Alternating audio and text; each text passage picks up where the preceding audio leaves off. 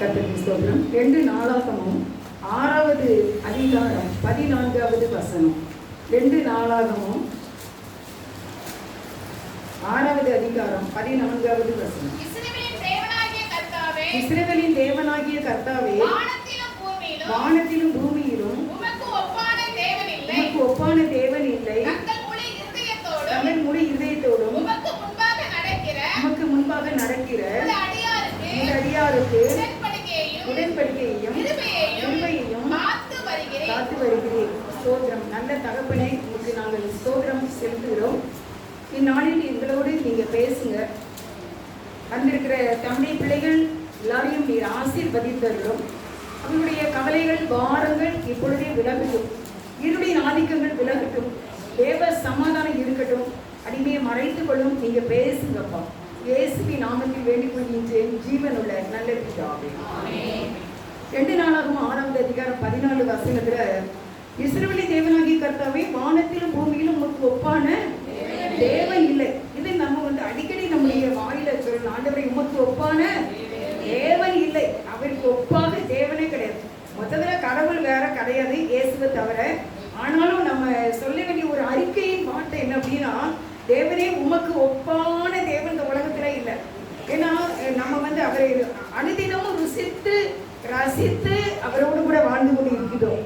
இங்க இருக்கிற நம்ம அநேகருடைய ஆரம்ப காலத்துல உள்ள தாழ்வான ஒரு வாழ்க்கை நம்ம எல்லாருக்குமே தெரியும். ஓரளவு நம்ம கூட இருக்கிறவங்க எல்லாம் நம்ம பார்த்தவங்க தெரியும். ஆனா இப்போ நீங்க எப்படி இருக்கீங்க? அன்றைக்கு இருந்த மாதிரி இல்லை. அதை விட தேவன் நம்மள நல்லா தான் வச்சிருக்காரு. உடுக்க உடையோ உண்ண உணவுக்கோ எதுக்குமே குறையில. ஒரு அக்கா சொன்னாங்க, இந்த ஆலயத்துக்கு வந்த பிறகு ட்ரெஸ்ஸுக்கும் சாப்பிட்றதுக்கும் ஒரு குறையுமே இல்லவே இல்லை அப்படின்னு சொன்னாங்க. இப்போ தேவன் அவரை உண்மையாய் தேடும் போது அவர்களுக்கு இதை செய்ய வல்லவராய் இருக்கிறார். அதனால நீங்க உங்களுடைய வாயினுடைய அறிக்கை நீங்க அடிக்கடி சொல்லணும், ஆண்டவரை உங்க ஒப்பான தேவன் இல்லை அப்படின்னு நம்ம என்ன செய்யணும்? ஆண்டவர்கிட்ட சொல்ல நீங்க படைக்கு பாருங்க. அடுத்த வசனம் அதே இதுல என்ன அப்படின்னா, தங்கள் முழு இருதயத்தோடு உமக்கு முன்பாக நடக்கிற. இப்போ என்ன அப்படின்னா, முழு இருதயத்தோடு நம்ம கற்றுட்டு நடக்கும். அறகுறையாக அல்ல. இயேசுதான் மெய்யான தெய்வம் என்பதை நாம் அறிந்திருக்கிறோம். எல்லாருக்கும் தெரியும். இயேசுதானே கடைசி வரைக்கும் யார் தான்? இயேசுதான். அவரை விட்டு எந்த காரியம் கொண்டு எந்த காலத்திலையும் பின்வாங்க போறது நம்ம கிடையவே கிடையாது. அதனால நம்ம முழு இருதயத்தோடு அவரிடத்துல நம்ம அவருக்கு முன்பாக நடக்கிற ஒரு அடியாருக்கு உடன்படிக்கையையும் கிருபையையும். நான் உங்களுக்கு மெயின் பாயிண்ட் என்ன அப்படின்னு சொல்ல வரேன்னா, உடன்படிக்கைனா நம்ம கருத்துக்கு பொருத்தனை பண்றோம்ல, அதே மாதிரி தேவன் நம்மோடு கூட பண்ணுகிற ஒரு ஷேரிங், ஒரு வார்த்தை, ஒரு வாக்கு தத்தம். நம்ம கேட்கும்போது அவரு சரி ஓகே அப்படின்னு பண்ணுகிறது தான் வார்த்தை. நம்ம ஆண்டவருடைய பிள்ளைங்க கற்றுட்ட ஒரே ஒரு வார்த்தை. நம்முடைய நெருக்கத்தின் நேரங்களிலே நம்ம செய்ய வேண்டியது ஒண்ணுதான். நீங்க பேச வேண்டும். ஆண்டவரே, நீங்க எனக்கு ஒரு வார்த்தை கொடுத்துட்டீங்கன்னா நான் எப்படி இருப்பேன்? பேசாம இருப்பேன். நான் சொல்லுவேன், ஆண்டவரே நீங்க இந்த காரியத்துக்கு ஒரு வார்த்தை சொல்லிட்டீங்கன்னா சத்தம் கிடாம கிடப்பேன். நான் எப்படி உங்களையும் நோண்டிட்டு இருக்க மாட்டேன். என் மனசுல சோர்ந்து தளர்ந்து நான் போக மாட்டேன். நீங்க எனக்கு ஒரு வார்த்தை மட்டும் கொடுத்தா போதும். கிறிஸ்தவ வாழ்க்கையில என்னதுதான் முக்கியமானது? வேர்டு தான், தேவனுடைய வார்த்தை. அதை அவர் காத்து வருகிற தேவனாக இருக்கிறார். அப்ப இன்றைக்கு நம்ம எந்த சூழ்நிலையில நீங்க இருக்கிறீங்களோ அந்த சூழ்நிலையில நீங்க ஏசப்பா எனக்கு ஒரே ஒரு வாக்கு கொடுங்க. என்ன கொடுங்க? வாக்கு கொடுங்க. எங்கேஜ்மெண்ட் நடத்துறாங்கல்ல கல்யாணத்துக்கு, அது என்னது? வாக்கு கொடுக்கிறதா. இந்த பொண்ணுக்கு இந்த மாப்பிள்ளை அப்படிங்கிற ஒரு நிச்சயதார்த்தம். அதுக்கப்புறம் வாக்கு என்ன செய்ய மாட்டாங்க, அவ்வளவா மாறவே மாட்டாங்க. அதே போல இயேசுபட நீங்க கேட்க வேண்டியது உங்களுடைய நெருக்கமான சிச்சுவேஷன்ல எனக்கு ஒரு வார்த்தை. ஒருவேளை நீங்க கடன் பாடத்துல நீங்க இருந்தீங்கன்னா இயேசுபட சொல்லுங்க, ஆண்டவரே இதுல இருந்து எனக்கு விடுதலை தரணும். அவர் சொல்வாரு, நீ கடன் வாங்க மாட்டாய் கொடுப்பாய் அப்படின்னு சொல்லிட்டாங்கன்னு வச்சுக்கோங்க, நீங்க கடனே வாங்க மாட்டீங்க.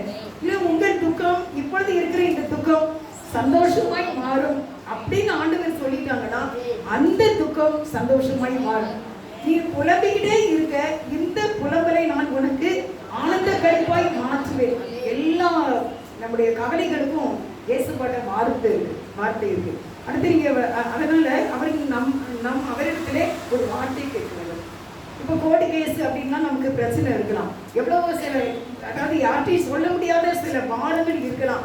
அப்படிப்பட்ட சிச்சுவேஷன்ல நீங்க ஆண்டவரை சொல்ல வேண்டியது, ஆண்டவரே எனக்கு ஒரு வார்த்தை கொடுங்க ஆண்டவரே, நீங்க அது ஒண்ணு எனக்கு தந்தா எனக்கு இதை போதும். நான் வந்து ஒரு நாள் நானும் செல்வியும் ஒரு மரண வீட்டுக்கு போயிருந்தோம். அது எங்கேயோ அந்த ஏரியா கூட ஞாபகம் இல்லை. அந்த வீட்டுக்கு அவங்க சீக்கிரமா இறந்துட்டாங்க, கொஞ்சம் சின்ன வயசுல. அப்படி ரொம்ப கஷ்டத்தோடு நாங்கள் 2 பேரும் அந்த இடத்த கடந்து வரும்போது நான் ஆண்டவரை நோக்கி ஜெபம் பண்ணேன். கர்த்தாவே எங்களுக்கு இரவு ஆண்டவரே, எங்களுடைய வாழ்க்கை பயணம் வந்து விசுவாசத்துல தான் முடியணும் அப்படின்னு சொல்லிட்டு அவங்க வந்து ரொம்ப பலவிதமான காரியத்துல ரொம்ப கஷ்டப்பட்ட ஒரு சகோதரி.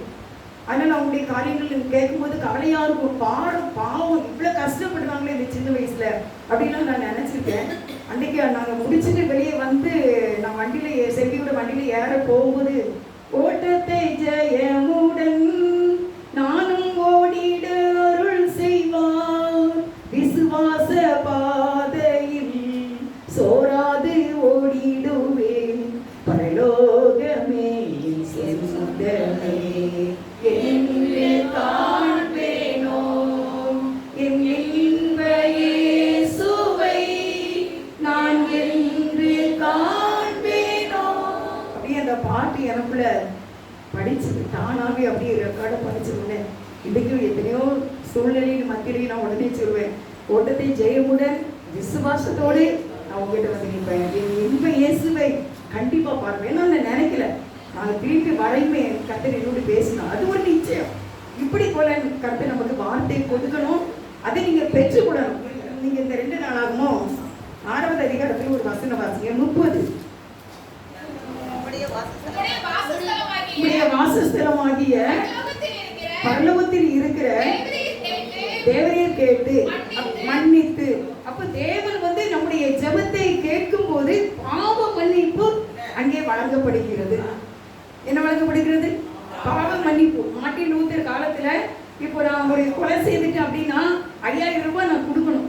அந்த 5000 ரூபாய் வாங்கிக்கிட்டு உன்னுடைய பாவம் மன்னிக்கப்பட்டது ஒரு சீட்டு கொடுத்துருவாங்க.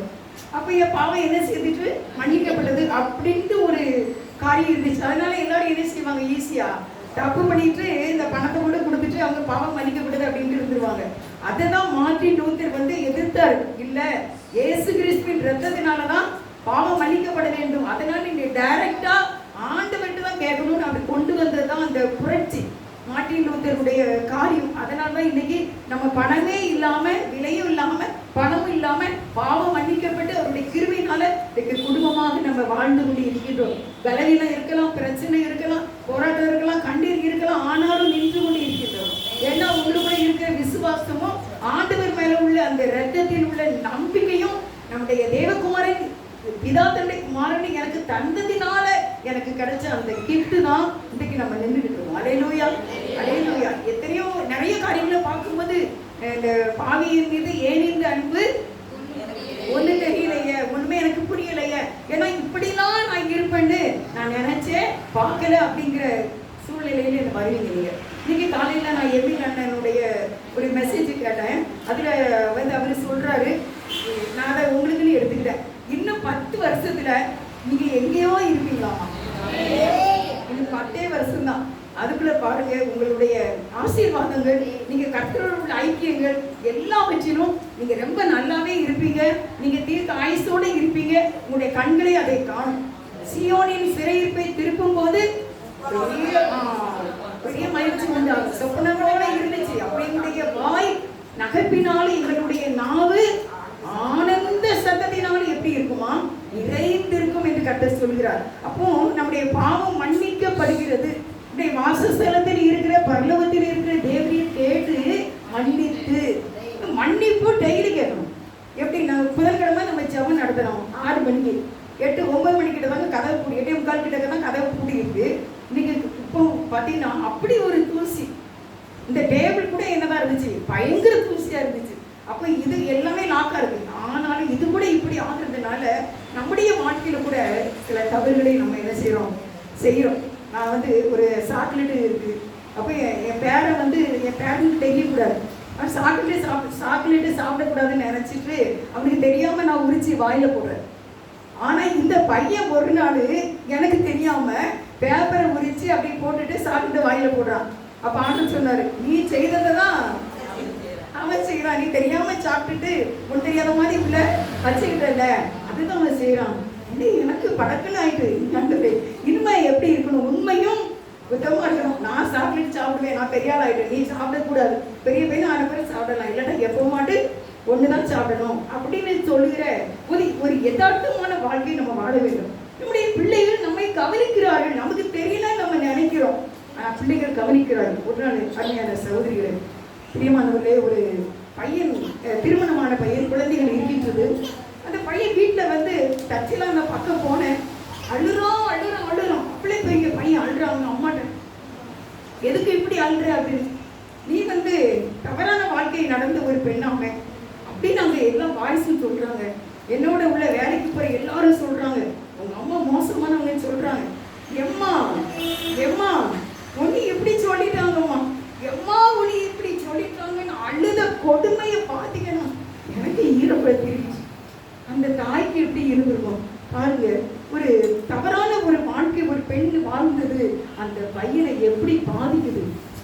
நான் முன்னாடி கேள்விப்பட்டிருக்கேன், ஏன் வெட்டு கொலை அப்படின்னு நடக்குன்னா, இந்த சண்டை செய்யறவங்க உங்க அம்மா பற்றி எனக்கு தெரியாதா, உங்க அப்பா பற்றி எனக்கு தெரியாதா, உங்க அம்மா இப்படின்னு சொல்லி பப்ளிக்கான ஒரு வார்த்தையை சொல்லும் போது அங்கே கோபம் வந்துடும். அங்கே வெட்டு குத்து படி வருவதற்கு காரணமே இந்த காரியங்கள் தான்.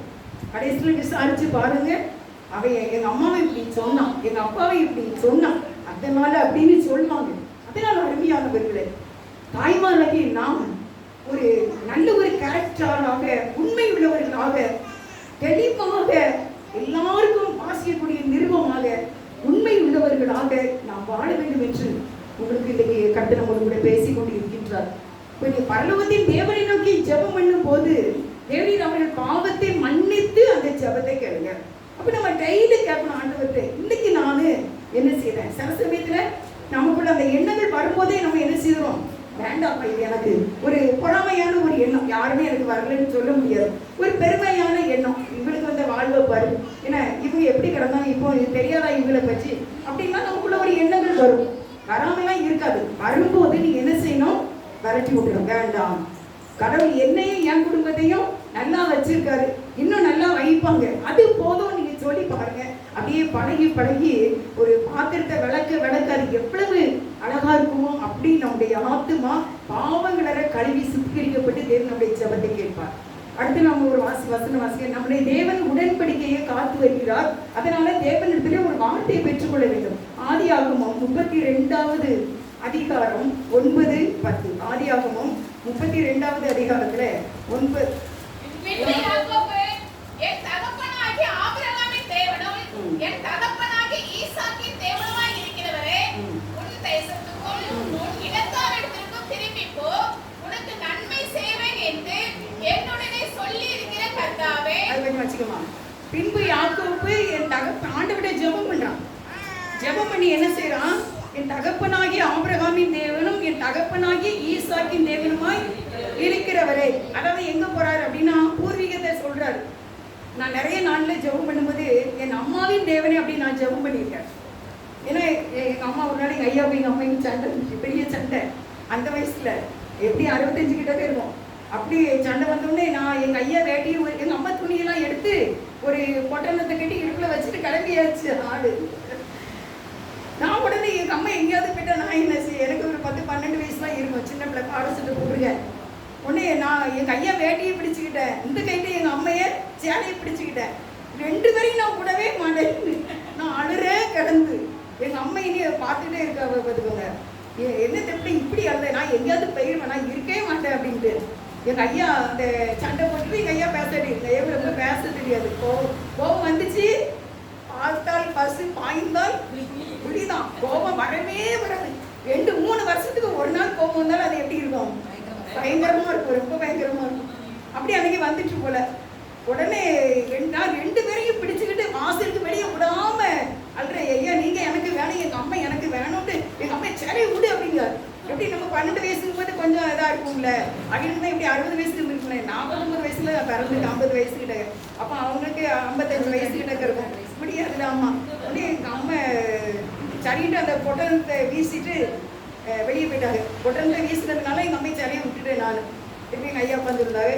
நைட் ஆகிடுச்சு, எங்கள் அம்மையை காணும். உடனே எங்கள் பெரியம்மா வீடு எல்லாம் ஊரில் தான் இருக்குது. பெரியம்மா மாமா வீடு எல்லார் வீட்டுமே கேட்க, எங்கள் அம்மா வந்தாவிடா, எங்கள் அம்மா வந்தாவிடா, வரலையும் உங்கள் அம்மா இலைக்கு தான் இருக்குது அப்படின்ட்டு எல்லாரும் சொல்லிட்டாங்க, மாமா பெரியம்மா எல்லாரும். கடைசியில் எங்கள் அம்மா நைட்டு ஜபம் முடிஞ்சு திருப்பி அதுக்கு கோயில் ஜபம். அங்கேயும் நான் பார்க்கல. வீட்டுக்கு வந்த பிறகு, இம்மா நீங்கள் எங்கே போனீங்க, எவ்வளோ நேரம் எனக்கு எங்கெல்லாம் தேடணும் தெரியுமா, மாமா வீட்டுக்கு பெரியம்மா வீட்டுக்கு எல்லா வீட்லையுமே தேடினேன் அப்படின்னு. நான் எங்கே அங்கே போவேன், நான் எங்கே போவேன், நான் கோயிலுக்கு போவேன். நான் எங்கே போவேன், கையால சண்டை போட்டுட்டு கோயிலுக்கு போவேன். அதுக்கு பிறகு நான் இருக்க வரைக்கும் அந்த சண்டையை நான் பார்க்கல. அது எங்கள் ஐயாவுக்கு 73 வயசு சாகும்போது எனக்கு 19 வயசு, கல்யாணம் முடியலை. அது அப்படி ஒரு சண்டை அப்புறம் அவங்களுக்கு வரவே இல்லை. அதுக்கு இருப்பினால அப்போ நான் கண்டுபிடிச்சிக்கிட்டேன், நம்ம அம்மைக்கு சண்டை வந்தாலும் எங்கே தான் அடைக்கிறோம்னு நினைச்சாங்க, தேவனுடைய ஆலயம் நினைச்சாங்க. அப்போ அதனால நான் ஜெபம் பண்ணும்போது சொல்வேன், என் அம்மாவின் தேவனே எனக்கு சாந்தா சொல்லுவேன். இன்னைக்கு உங்கள் பிள்ளைகள் உங்கள் மருமக்கள் கூட உங்களை பார்த்துட்டே தான் இருப்பாங்க. நம்ம அத்தை எப்படி இருக்காங்க, எல்லார்ட்டையும் எப்படி இருக்காங்க, அவங்களோட ஆலயத்துக்கு எவ்வளோ வாஞ்சியாக இருக்காங்க, எப்பவும் பைபிளே படிச்சுட்டு இருக்காங்க அப்படின்னு சொல்லி நம்ம குடும்பத்தார் சொல்ல கர்த்தர் நமக்கு உதவி செய்ய வேண்டும். இது நம்ம பார்க்குறோம். அதான் என் தகப்பனாகிய ஆபிரகாமின் தேவன், என் தகப்பனாகிய ஈசாக்கின் தேவனும் இருக்கிறவரே என்ன சொன்னாராம், உன் தேசத்துக்கும் உன் இனத்தாரிடத்திற்கும் திரும்பி போ, உனக்கு நன்மை செய்வேன் என்று, உனக்கு நன்மை செய்வேன் என்று சொல்லி இருக்கிற கர்த்தாவை இன்றைக்கு அருமையானவர்களே தேவன் நமக்கு சொல்றாரு, உனக்கு நன்மை செய்வேன். அநேகமா சொல்லுங்க, எனக்கு நன்மை செய்வார், எனக்கு கண்டிப்பா நன்மை செய்வார். இப்ப சில சிக்கல்கள்ல நீங்க இருக்கலாம். சில சிக்கல்கள் எப்படி இதுல இருந்து வெளியே வர, எப்படியாவது நான் வருகையில காணப்படணுமே, நான் எப்பவுமே சத்தியத்தை கேட்டுட்டேன், நம்முடைய ராஜ்யத்துக்கு வரணுமே அப்படிங்கிற ஒரு எண்ணம் உங்களுக்கு இருக்குது. ஆனா கர்த்தர் அந்த சிக்கல்களை சீக்கிரமாக அறுத்து விட்டு உங்களை விடுதலை ஆக்குவார். நீங்க வாஞ்சிக்க வேண்டும். உன்னுடைய இனத்தார் இடத்துக்கு நீ திரும்ப போ என்று எனக்கு சொல்லி இருக்கிற கர்த்தாவே. அப்ப தேவன் என்ன சொன்னாரு, நீ உன்னுடைய மாமா வீட்டில் 21 ஆண்டுகள் வாழ்ந்தாலும் நீ திரும்ப போ, நான் உனக்கு நன்மை செய்வேன் என்று நீங்க எனக்கு சொல்லியிருக்கீங்க. எங்க அப்பாவின் தேவன், எங்க தாத்தாவின் தேவன் எனக்கு நீங்க சொன்னதுனால எதை செய்ய வேண்டும் என்று தைரியமாக கேட்கின்றார். உடன்படிக்கையை காத்து வருகிற தேவன். வாக்கு கொடுத்தால் அவர் வாக்கு மாறவே மாட்டார். மனிதர்கள் என்ன செய்வாங்க, வாக்கு மாறிடுவாங்க. ஆனா தேவன் வாக்கு மாறவே மாட்டாரு. ஆனா அந்த ஒரு வார்த்தை கிடைக்கணும், அதுதான் பெருசு.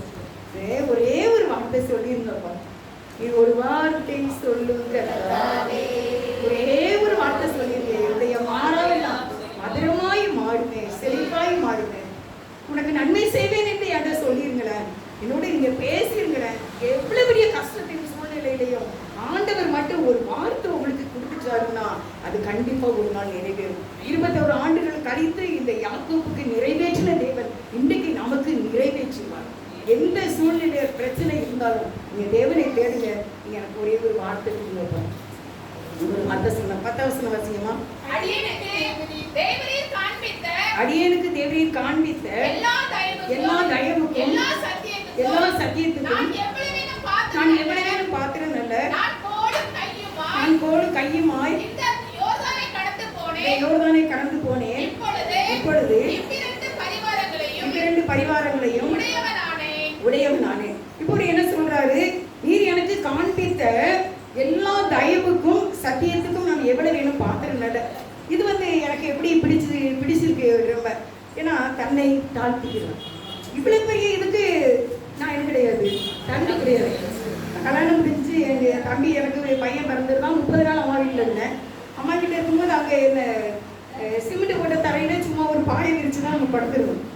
இப்போ எத்தனை கட்டில் கிடக்கு, எத்தனை மெத்தை இருக்கு, எத்தனை ஃபேனு, எவ்வளவு வசதியான ஒரு வாழ்க்கை. மெத்தை, அதுக்கு மேலே ஒரு பெட்ஷீட்டு, இன்னும் 1 நாள் விரிச்சுக்கிடலாம், முதுகுக்கு ஒன்று, எவ்வளவோ நம்ம வச்சு படுக்கிறோம். அப்போ இதெல்லாம் நினைக்கும் போது ஆண்டவரே இங்கே நாங்கள் எவ்வளவே நம்ம பார்த்து நல்ல என்று நீங்கள் சொல்லும்போது தேவன் அப்படியே ஐசாயிடுவார்.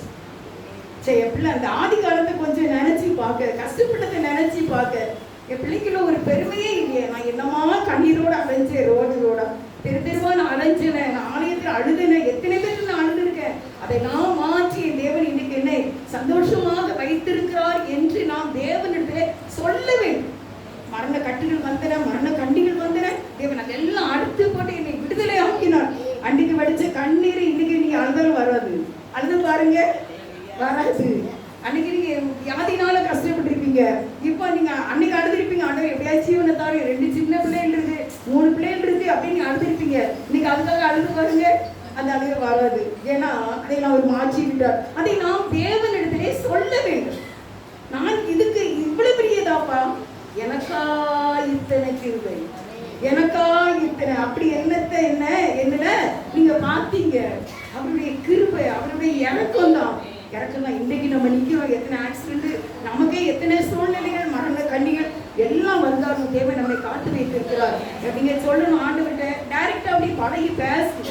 ஆண்டவர் இதுக்கெல்லாம் நான் தகுதி கிடையாதுப்பா, இதுக்கு நான் தகுதி கிடையாதுப்பா. ஒரு நாள் ஒரு சகோதரி சொன்னாங்க, அன்னைக்கு நைட்டு வந்து அவங்களுக்கு புரோட்டா வாங்கி கொடுத்தாங்களாமா. அவங்க கணவர் ரொம்ப கஷ்டமான சூழ்நிலையில அன்னைக்கு அவங்க சாப்பிட்டுட்டு ஏப்பம் விட்டுட்டு நினைச்சாங்களா, ஆண்டவர் இப்போ நீ புசித்து குடித்து மகிழ்ச்சியாக இருக்கும்போது தேவனாகி கர்த்தரை ஸ்தோத்திரிக்க கடவாய், நான் இப்படி தானோ.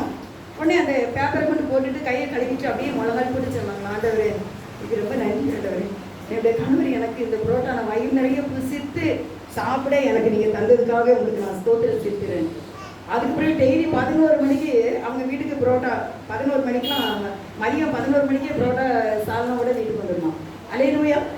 அந்த ஒரு நாள் நன்றியை கூட தேவன் அவ்வளவாக நினைக்கும் போது, அந்த பிள்ளை நம்மகிட்ட இப்படி நன்றி சொல்லிச்சதை நினைக்கும் போது, நாம் மனிதர்களுக்கும் தேவனுக்கும் நன்றி உள்ளவர்களாக இருக்க வேண்டும். இந்த தாழ்மையின் ஜெபத்தை நாம் ஏறெடுக்க வேண்டும்.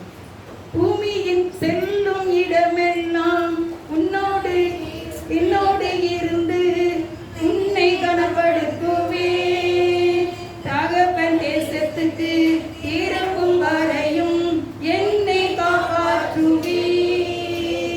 செல்லும் இடமெல்லாம் என்னோடு இருந்து என்னை கனப்படுத்துவே, தகப்பன் தேசத்துக்கு திரும்பும் வரையும் என்னை காப்பாற்றுவே. சொன்னதை செய்யும்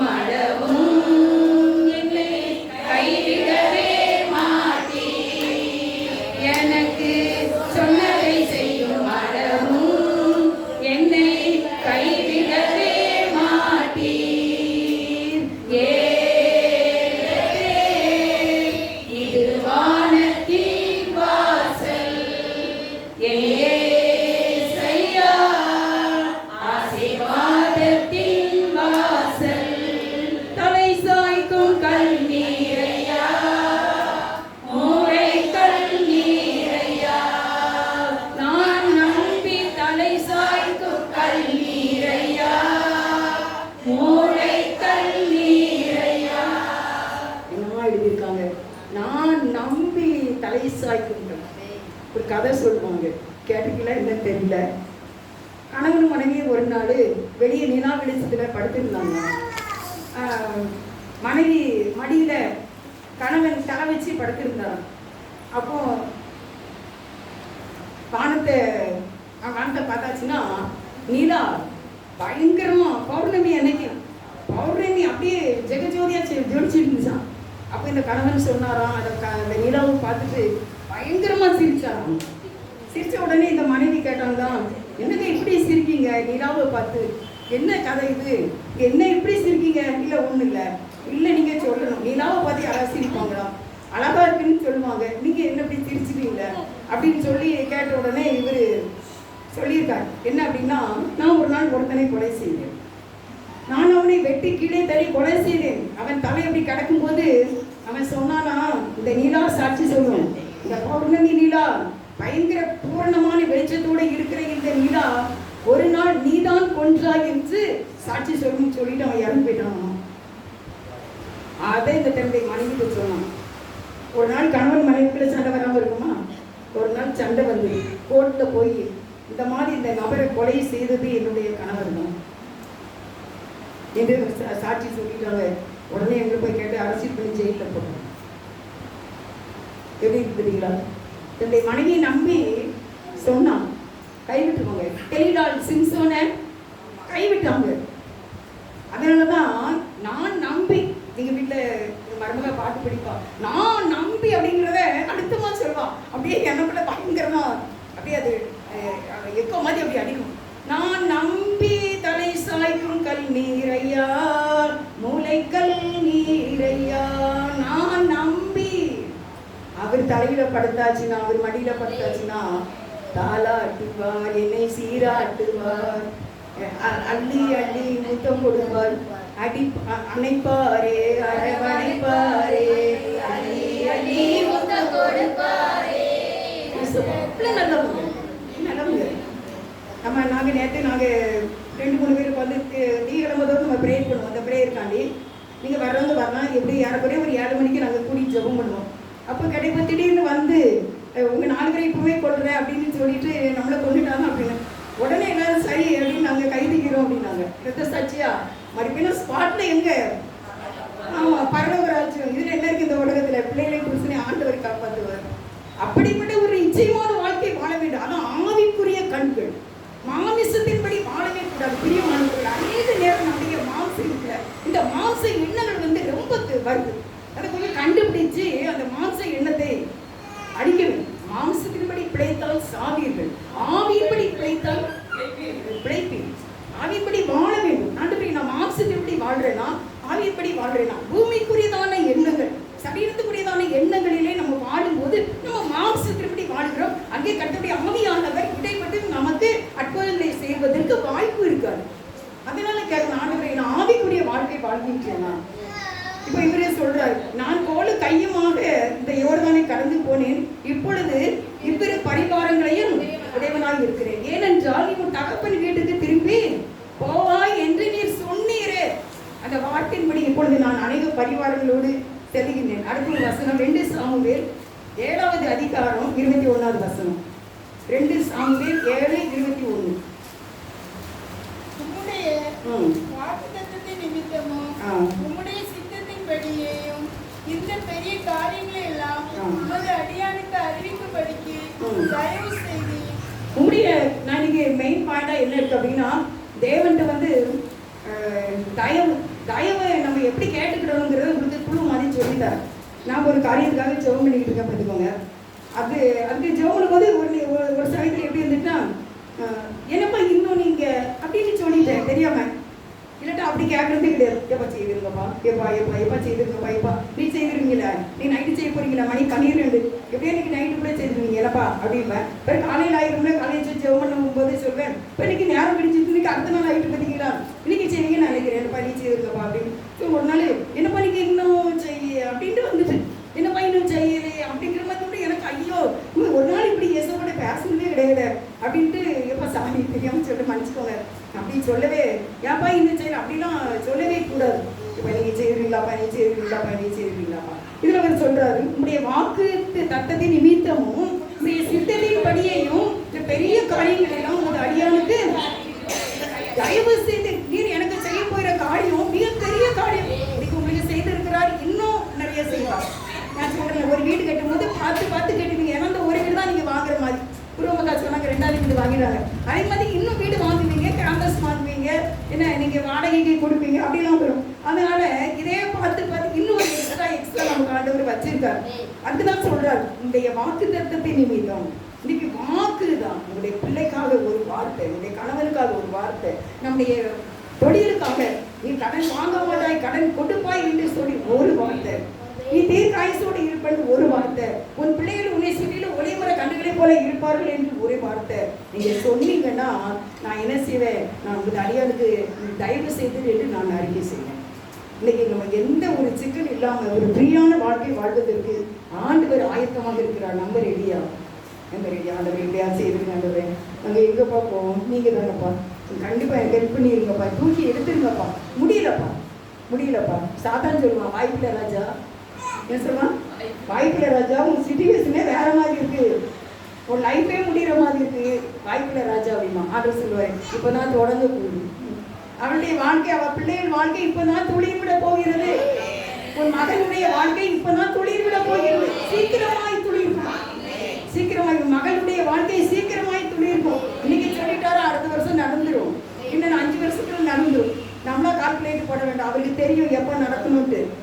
வாக்குத்தத்தம் மட்டும் கிடைச்சிட்டு வச்சுக்கோங்க, அது பெரிய காரியம். அடுத்து 2 சாமுவேல் ஆதியாகமம் 28:11 வாசிக்க பார்ப்போம். ஆதியாகமம் 28:11. ஒரு இடத்திலே வந்து ஒரு இருள் அஸ்தமனையினால் அங்கே ராசங்கி அவரிடத்தில் கற்களை கொஞ்சம் எடுத்து தன் தலையின் கீழ் வைத்து அங்கே நித்திரை செய்யும்படி படுத்து கொண்டார். அங்கே அவன் ஒரு சுவனம் கண்டான். இதோ ஒரு ஏணி பூமியிலே வைக்கப்பட்டிருந்தது. அதில் வானத்தை எட்டியிருந்தது. அதிலே தேவதூதர் ஏறுகிறவர்களும் இறங்குகிறவர்களுமாய் இருந்தார்கள். 13 அதற்கு மேலாக ஆபிரகாமின் தேவனும் ஈசாக்கின் தேவனும் ஆகிய கர்த்தர் நீ படுத்திருக்கிற பூமியை உனக்கும் சந்ததிக்கும் தருவேன் அப்படின்னு சொல்றார். இதுல என்ன அப்படின்னா சொப்பனமும் ஏணியும் வைக்கப்பட வேண்டுமானால் துதிக்க வேண்டும். 11, 12, 13 ஆதியாகமம் 28 துதிக்கிற இடத்துல ஏணி வச்சிருப்பாரு. அல்லேலூயா. ஏன்னா அங்க ஏற்கனவே ஏஞ்சல்ஸ்லாம் ஸ்தோத்திரம் பண்ணிக்கிட்டு தான் இருக்காங்க, கர்த்தரை பரிசுத்தர் பரிசுத்தர்னு. நீங்களும் வீட்டுல துதிக்க ஆரம்பிச்சிட்டீங்கன்னா உடனே இங்க ஏணி வந்துடும். ஏணி கொண்டு வச்சிருவாரு. அப்போ தேவ தூதர்கள் ஏறுகிறதும் இறங்குறதுமாய் இருக்கும். சாதா வருவானா? இயேசு வந்த வீட்டிலே சண்டை இல்லையே, இயேசு வந்த வீட்டிலே சண்டை இல்லையே, இயேசு வந்த வீட்டிலே சந்தோஷமே சமாதானமே. அப்ப இன்னும் பலபடிகளா பிரச்சனைகளாக இருக்குன்னா ஏணி வைக்கப்படல. நீங்க துதிக்கலாம். நீங்க என்ன செய்யுங்க? நீங்க துதிக்க ஆரம்பிங்க. நான் சொல்றேன் எப்படி துதிக்கணும் அப்படின்னா பாட்டு புஸ்தகத்தை எடுத்து வரிசையா படிக்கணும்.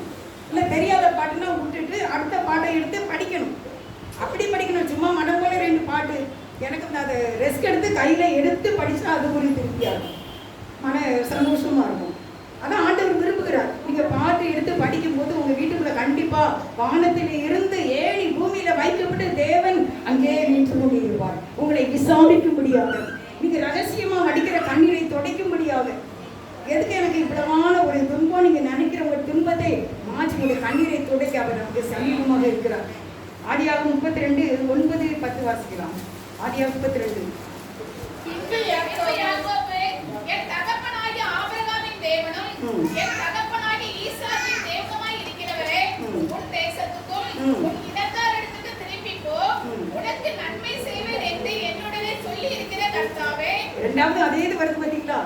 திருப்பி சொல்றார், நீ தகப்பு நான் எங்க அப்பா வீட்டுக்கு போயிருவேனா, என் பெண்ணாடி பிள்ளைகளை கூட எங்க அப்பாட காட்டுவேனா, எங்க அப்பாவை நான் அடக்கம் பண்ணுவேனா, எங்க அப்பா முகத்தை பார்ப்பனா, அன்னைக்கு ஏமாத்திட்டு வந்தேன்ல, ஏசா மாதிரி ஏமாத்திட்டு வந்தேன்ல, யாக்கோபு என்ற என் முகத்தை நான் காட்டுவேனா அப்படின்னு சொல்லி புலம்புனதுக்கு தான் தேவன் சொன்னாரு, உன் தகப்பன் வீட்டுக்கு போக, உன் தாயை பார்ப்பேன், உங்க அப்பாவை பார்ப்பேன், நீனும் உங்க அப்பா அம்மாவும் நீங்க குடும்பமா வாழ்வீங்க, இங்க சமாதானமாக இருப்பீங்க அப்படின்னு சொல்லி அதை வாக்கு கொடுத்திருக்கிறார். அதை கொடுத்தீர் என்று சொல்லுகிறேன்.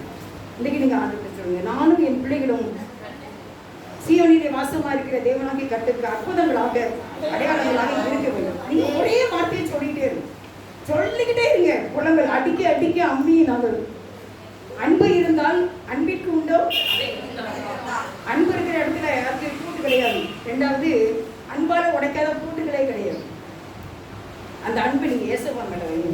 ஆண்டவர் உங்க மேல நான் ரொம்ப அன்பா இருக்கேன், ஆண்டவர் உங்களை ரொம்ப பாசமா இருக்கேன், ஆண்டவர் இந்த உடனே செய்து கொடுத்துருங்களேன். எப்படியாச்சும் செய்ப்பா பா பா பா பா சரி பண்ணுங்கப்பா. எங்க போங்க? யாரிடம் செல்வே இறைவா, வாழ்வுதரும் வார்த்தையெல்லாம் உம்மிடம் நன்றோ உள்ளன. யாரிடம் செல்வோம் இறைவா, நாங்கள் யாரிடம் செல்வோம் இறைவா? நீரே எங்களுக்கு ஒரு வார்த்தை தரணும். அந்த வார்த்தை நிறைவேறும் போது உனக்கு வீடு கட்டுமே நீ எனக்கு வாக்கு கொடுத்தீர், அதை எனக்கு கட்டி கொடுத்தீர். பூமியின் ஆசீர்வாதம் உனக்குள்ள உன் பிள்ளைகளை ஆசீர்வதிப்பேன் என்று சொன்னேன். கண்ணோக்கமாய் இருப்பேன், பெருக பண்ணுவேன் என்று சொன்ன ஆண்டவர் எல்லாத்தையும் கண்டிப்பா செய்வார். அவரே நோக்கி பார்க்கணும். பாவ மன்னிப்புகள் அடிக்கடி மறந்து எது தப்பு பண்ணிட்டா, தெரியாம இருக்கனா, இன்னும் உங்ககிட்ட நான் சொல்லாம இருக்கனா, அப்படிப்பட்ட பாவங்களை தேவ சமூகத்தில் அறிக்கை செய்ய வேண்டும். தேவரை கேட்டு மன்னித்து நன்மை செய்வார், என்னை ஆசீர்வதிப்பார். ஜெபம். நேசிக்கிற எங்கள் நல்ல தகப்பனே, நீ துதிக்கிறோம், நீ ஸ்தோத்திரிக்கிறோம். நீர் உடன்படிக்கையை காத்து வருகிற தேவன்.